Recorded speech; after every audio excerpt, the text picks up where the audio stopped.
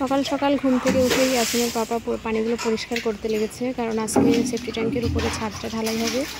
আর দেয়ালগুলো ভিজেই ছিল আর এখানে মাটিগুলো ধুয়েছিল, যার জন্য অনেকটা পানি জমে গেছে। এগুলো পরিষ্কার করতে হবে এখন। কি কাজ করছো? গ্যাস তোলা ঠিক করছিল।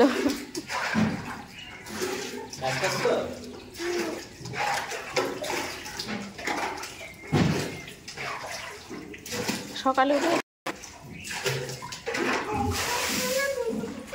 তাই গ্যাস চুলা ঠিক করছো তুমি?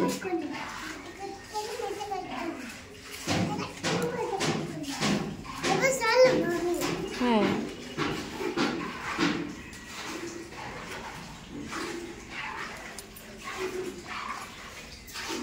রোজা চলছে, আমরা দুজন রোজা আছি। আর ইয়াসিনের জন্য পরোটা কিনে এনেছে ওর পাপা, তো বসে বসে খাচ্ছে।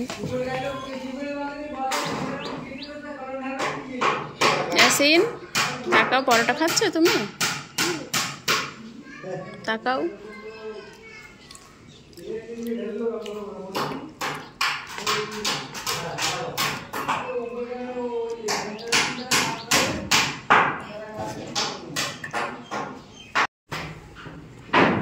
খেলা করো, খেলা করো।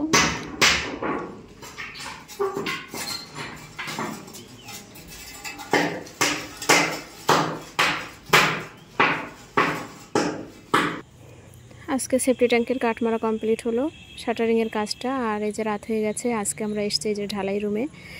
গতকালকে রাত্রে তো ওই রুমে ছিলাম, ওখানে ভীষণ নরম মাটি, তার উপরে ত্রিপল পেড়ে শুয়েছিলাম। আজকে এই রুমটায় পানি পরিষ্কার করে তারপরে এখানে এসেছি। ইয়াসিন তো শুয়ে পড়েছে, এবার আমরা শুভ। এখন বাজে হচ্ছে 11:15 রাত, কারণ কিছু কাজ ছিল সেগুলো করতে গিয়ে এরকম রাত হয়ে গেল। তো এই ঘরটাও মোটামুটি কমপ্লিট করে তারপর হচ্ছে মেয়েদেরকে এখানে নিয়ে আসব। এখন নিজেদেরই মানে থাকার মানে সুব্যবস্থা সেরকম নেই, সেজন্য মেয়েদের ওই বাড়িতে রেখেছি, ওর ফুম্মার বাড়িতে।